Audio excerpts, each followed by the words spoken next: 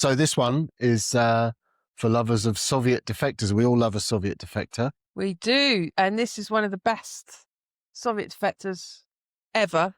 This is Vasily Mitrokhin, who in 1992... And the book is called? Oh, the book is called The Spy in the Archives by Gordon Corera, the great BBC journalist and now podcaster. The rest is classified.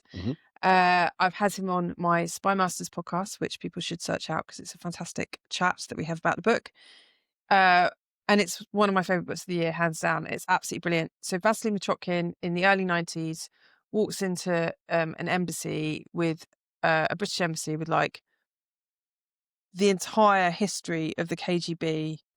Well, he's got the entire history. He's been of the squirreling KGB. stuff away, hasn't he? Squirreling it away. Yeah. And in these plastic bags, he's looking a bit like a tramp. In these plastic bags, he's got the greatest secrets of the KGB archives that you could possibly hope to see. Yeah. And it's all about him and his story. So basically, he was an archivist for the KGB. And when they moved the archives from the Lubyanka out into the kind of suburbs, it was his job to oversee the moving of all the old records. And he was busily taking notes. And so at first, Western intelligence saw all this and were like a bit suspicious. Why should we believe all these handwritten notes by this random dude who looks a bit like a tramp? But anyway, it all turns out to be kosher. And the Americans turned him down? The Americans turned him down, yeah. So he approached the Americans and they said, no, thanks very much. Yeah. Which is crazy. Yeah. But why did he do it? So one of the reasons he did this is actually one of the kind of sadnesses of the book. What he was interested in was the fact that the state apparatus had been used against the people. So a lot of what he gathered was evidence about the way the KGB behaved against their own people, against the Soviet people. What the Westerners and Western intelligence were interested in was the foreign stuff, right? So when he comes out and then he sort of he's given... So this is post-91. I think it was 92, 93 he came out, wasn't it? It was. But retrospectively, I mean, the KGB obviously is still, its representatives are still in power in the Kremlin. But it sort of morphed into the FSB and it's, in many ways it was still there. But he's Mitrokhin's kind of trying to destroy it, isn't he? Yeah, he's basically trying to hold it to account for his crimes. Yeah. But the Western...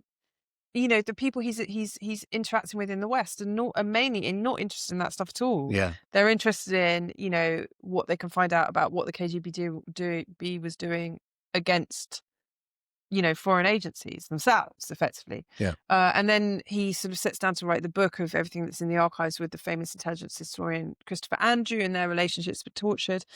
Anyway, it's just such a fascinating story. And what Gordon Corera does so brilliantly is, this is effectively a book about a librarian, right? Yeah. And he manages to make it... Should be boring. It should be boring. It's not boring at all. Sorry to all librarians out there.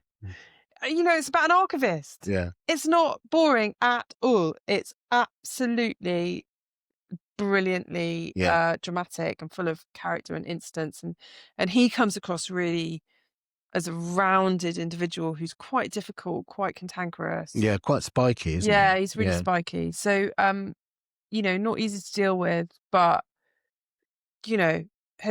without him, the KGB archives were a little bit open for a little bit and then they closed again. Yeah.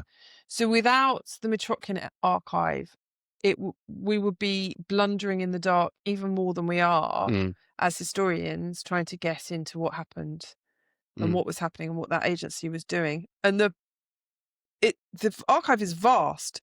So the book on it that he co-authored with Christopher Andrew is by no means all of it. People are still finding stuff in it. There's still reams of it locked away in vaults in Cambridge, which if you speak Russian and you know what you're looking for, are just treasure troves still. And this is the story of how that all came to pass. The story of which is fascinating. And it must be said, very beautifully written as well. Brilliantly constructed, written. Yeah, brilliantly written. Lovely. I'm really impressed, actually, by the book. Because as I say, quite hard. I would have thought it'd be quite hard to make it, to make it sexy. But he does. Corera does. for lovers of Soviet Defectors. Yeah. Spy in the Archive, Gordon Gordon Corera. Corera. Wonderful stuff.